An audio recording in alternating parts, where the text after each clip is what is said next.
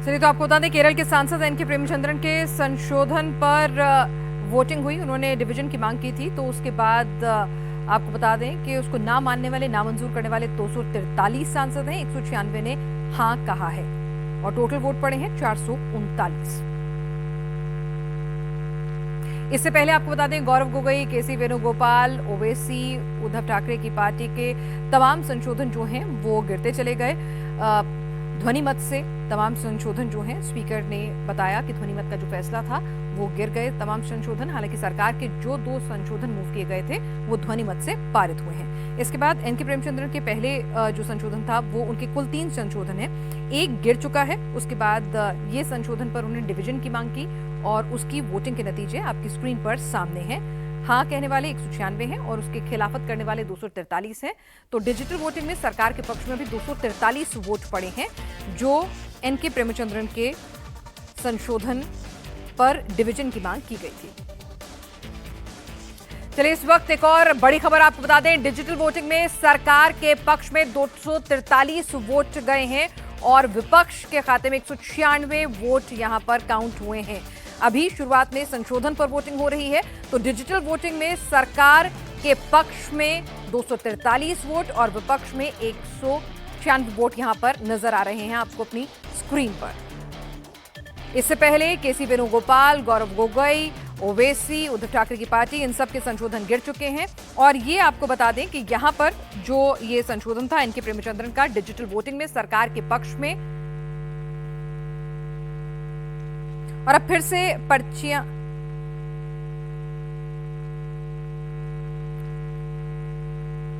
ठीक है। अब आपको बता दें जैसे कि शुरुआत में ही जो संसद के तमाम के कार्यकारी अधिकारी होते हैं उन्होंने जो बताया था कि जिन सांसदों की वोटिंग रिकॉर्ड नहीं होती है फिर उनको बाद में पर्चियां दी जाती हैं। वो रेज करते हैं पर्ची की डिमांड कि भाई हमारी वोटिंग काउंट नहीं हुई है, वो रिफ्लेक्ट नहीं हो रही है, जबकि हमने बटन दबाया था। तो उसके बाद उनको पर्चियां दी जाती हैं और वो पर्ची पर अपना वोट काउंट रजिस्टर करवाते हैं। देवेंद्र जी हमारे साथ इस वक्त जुड़ चुके हैं।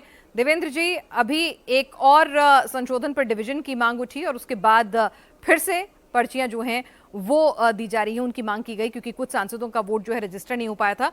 हमारे जो दर्शक हमारे साथ जुड़े होने, जरा सदन की इस कार्रवाई के बारे में थोड़ा डिटेल से समझाएं।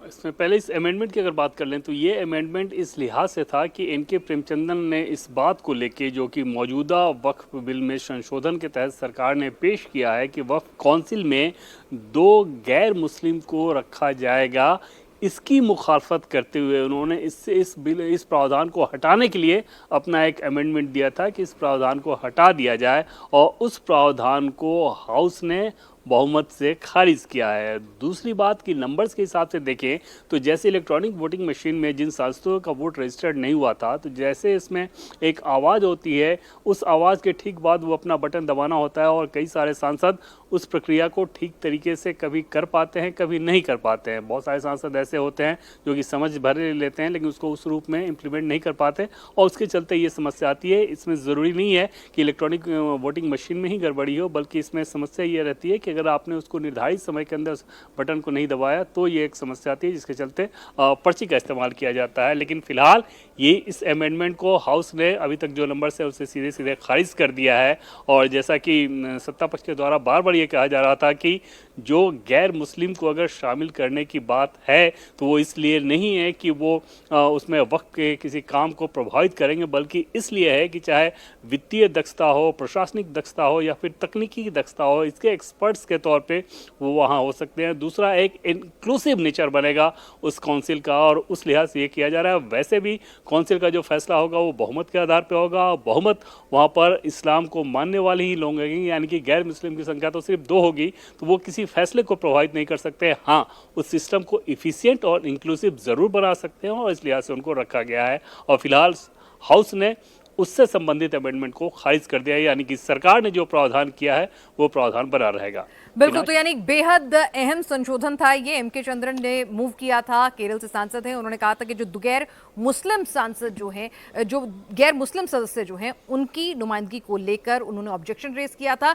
जो फिलहाल 80 सांसद वोट नहीं कर पाए हैं, लेकिन अभी जो नतीजा सामने स्क्रीन पर रिफ्लेक्ट हो रहा है, तो उस हिसाब से भी लगता नहीं है वो इस नंबर गेम में पास हो पाएगा, क्योंकि 243 ने ना कहा है सांसदों ने, तो उनके पास नंबर गेम नहीं है। यहां पर देवेंद्र विपक्ष बहुत भली भांति जानता है कि उसके पास नंबर गेम नहीं है। शायद पूरी की पूरी कवायद, पूरी की पूरी लड़ाई जो है वो सिर्फ एक परसेप्शन की है, दिखाने की कि भाई हाँ, हमने आपके लिए ऑब्जेक्ट किया, आवाज उठाई। क्योंकि हमने देखा ध्वनि मत से ही गौरव गोगोई का, केसी वेणुगोपाल का, इमरान मसूद का, ओवैसी साहब का, सबका जो अमेंडमेंट है वो गिरते ही चले जा रहे हैं। और बिल्कुल पिनाज, और बहुत सारे दर्शकों को भी इस बात पे हैरानी हो रही होगी कि आखिर अगर आप नंबर्स में पीछे हैं तो फिर ऐसा क्यों कर रहे हैं। उसके पीछे वजह ये होती है कि हाउस की प्रोसीडिंग्स, क्योंकि उसका एक रिकॉर्ड भी तैयार होता है, न सिर्फ इलेक्ट्रॉनिकली जो आप देख रहे हो बल्कि रिटन में भी उसका रिकॉर्ड तैयार होता है। यानी कि आज से 5 साल बाद, 10 साल बाद, 20 साल बाद, 30 साल बाद, 40 साल बाद भी वो एक इतिहास का अंश रहेगा। और इसलिए सांसदों के अंदर एक ये प्रवृत्ति, बहुत अच्छी प्रवृत्ति देखने को मिलती है कि वो ये चाहते हैं कि हाउस की प्रोसीडिंग में भले ही उसका इम्पैक्ट के लिहाज से कोई बहुत वैसी तस्वीर नजर ना आए, लेकिन अगर उन्हें रजिस्टर्ड होने का मौका मिले, उनके स्टैंड को रजिस्टर्ड होने का मौका मिले, तो वो ये ज़रूर करते हैं ताकि इतिहास में इस बात का उल्लेख रहे, संसदीय इतिहास में, कि उस पार्टिकुलर प्रावधान पे उनका स्टैंड क्या था। तो बखूबी जानते हुए भी कि बहुमत के आधार पर उनके जो भी बात है वो खारिज हो जाएगी, फिर भी वो इन सारी चीज़ों के अमेंडमेंट को कई बार मूव करते हैं, कई बार डिवीजन की मांग करते हैं, सिर्फ इस लिहाज से कि संसदीय इतिहास में उनका स्टैंड दर्ज कर लिया जाए और आगे भी कभी उस बात को लेके वो ये दावा कर सके कि हाँ, हाउस में उनका स्टैंड क्या था। और ये अक्रॉस अगर सांसदों की बात करें तो आमतौर पर यह टेंडेंसी देखने को मिलती है, और ख़ासतौर पर वैसे सांसद जो कि संसदीय प्रक्रिया में बहुत ज़ोर शोर से हिस्सा लेते हैं, उनके अंदर तो ये होती ही होती है। और उसमें अगर फिलहाल सांसदों के नाम के हिसाब से बात करें तो मुझे लगता है कि एन.के. प्रेमचंदन पहले नंबर पे ही होंगे। बिल्कुल, और विजयलक्ष्मी भी देवेंद्र जी हमारे साथ जुड़ी हुई हैं। विजयलक्ष्मी जी, यहाँ पर कांग्रेस के एक के बाद एक संशोधन गिरते चले जा रहे हैं, और गिरना उनका लाजमी भी था। संख्या बल विपक्ष के पास कतई नहीं है, तो ऐसे में परसेप्शन की पूरी लड़ाई है, और उस लड़ाई को आधी रात के बाद भी पुरजोर तरीके से लड़ा जा रहा है।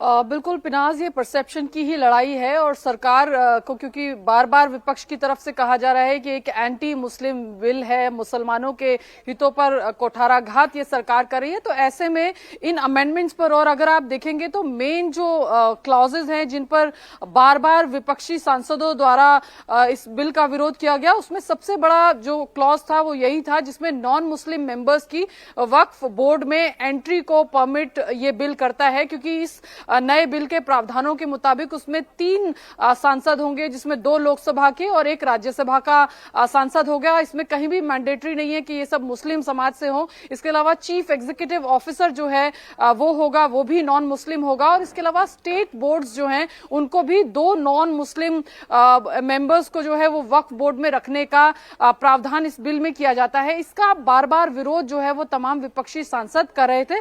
हालांकि आज अगर आप देखेंगे तो जब गृह मंत्री ने इंटरवीन किया इस बिल पर बोलने के लिए, तो उन्होंने बोला कि ये कहीं भी कुठाराघात नहीं है, और वक्फ जो है, बोर्ड जो है, वो एक धार्मिक संस्था नहीं है, एक धार्मिक इंस्टीट्यूशन नहीं है, और जो धार्मिक इंस्टीट्यूशन है वो वैसा का वैसा रहेगा। मुतवल्ली जो है वो मुस्लिम समाज से होंगे, और इसके अलावा जो मुस्लिम इंस्टीट्यूशंस हैं उसको रन करने के लिए तमाम लोग जो हैं वो मुस्लिम समाज से होंगे। लेकिन इन तमाम चीजों की देखरेख जो संस्था करेगी, वो जो संस्था है यानी जो वक्फ बोर्ड है, उसमें नॉन मुस्लिम्स के आने से ट्रांसपेरेंसी जो है वो बढ़ेगी। ऐसा जो आर्ग्यूमेंट है वो सरकार की तरफ से दिया गया। लेकिन विपक्षी सांसद बार बार कह रहे थे कि अगर ऐसा होता है तो बाकी जो धर्मों के बोर्ड है, जैसे इमरान मसूद बार बार कह रहे थे कि मैं राम भक्त हूं, तो मुझे भी राम जन्मभूमि का अगर बोर्ड है तो उसमें इंक्लूड कर लिया जाए, या किसी और मंदिर के उसमें इंक्लूड कर लिया जाए। तो विपक्षी सांसदों का यही कहना था कि ओवैसी साहब ने खास तौर से कहा कि वक्फ एक रिलीजियस इंस्टीट्यूशन है,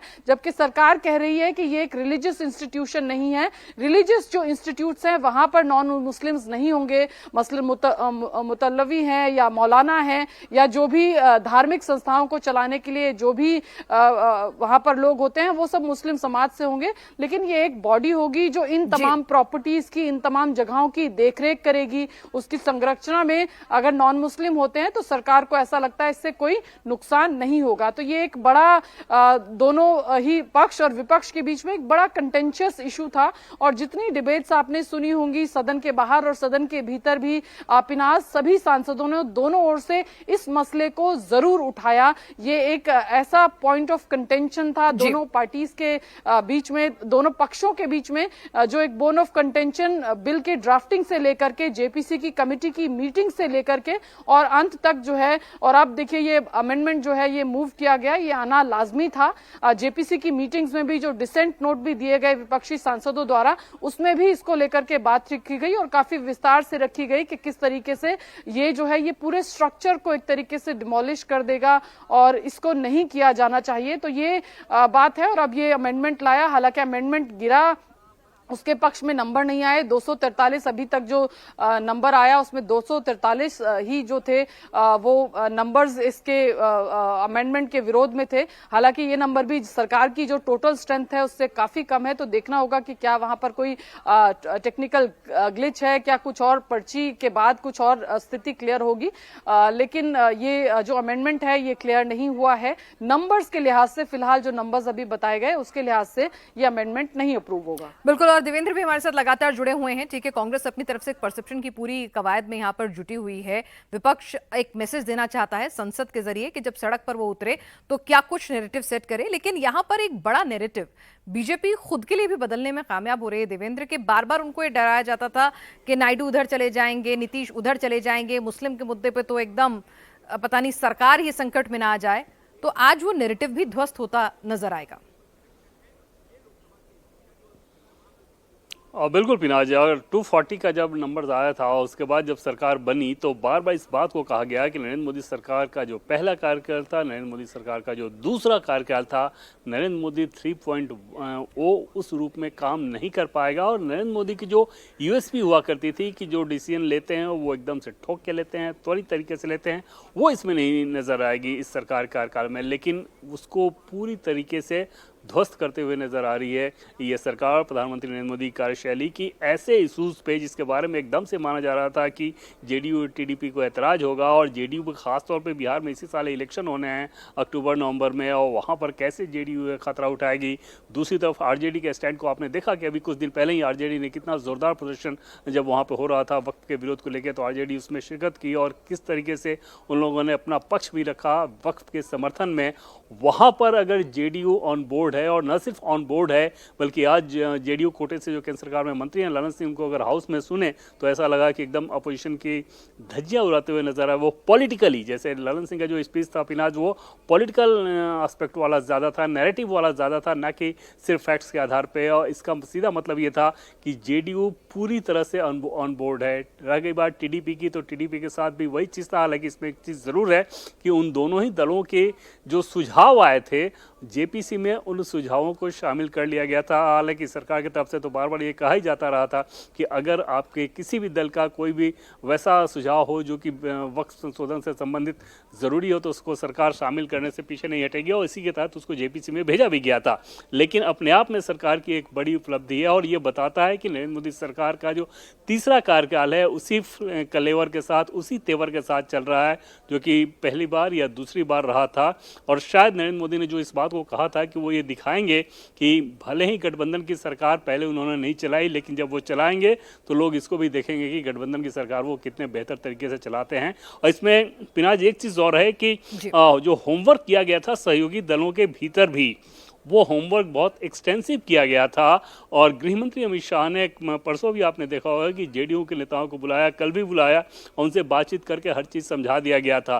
तो न सिर्फ जेडीयू बल्कि बाकी टीडीपी के दलों के साथ, लोक जनशक्ति पार्टी के चिराग पासवान के साथ, जीतन राम मांझी के साथ, तो सबको ऑन बोर्ड लेने के लिए जो कवायद सरकार के भीतर होनी चाहिए वो अगर अमित शाह के लेवल पर हो रहा था तो आप अंदाजा लगा सकते हैं कि वो कितना प्रभावी रहा होगा, और उसी की झलक भी देखने को मिल रही है। बिल्कुल, और वो झलक यहाँ पर नंबर्स में भी नजर आ रही है और आज सदन में जब सहयोगी दल बोले तो वहां भी नजर आ रही थी। और जिस तरह से आपने कहा कि बहुत ही समझदारी की तरह से एक वे आउट भी दे दिया है अपने सहयोगियों को कि देखिए आपके लिए हम लड़े, वो जब जाएंगे जनता के बीच में तो कह सकते हैं अपने वोट बैंक के बीच में कि हम आपके लिए लड़े और हमने ये संशोधन करवा दिए, इतनी राहत इतनी रियायत आपको हमने दिलवा दी है।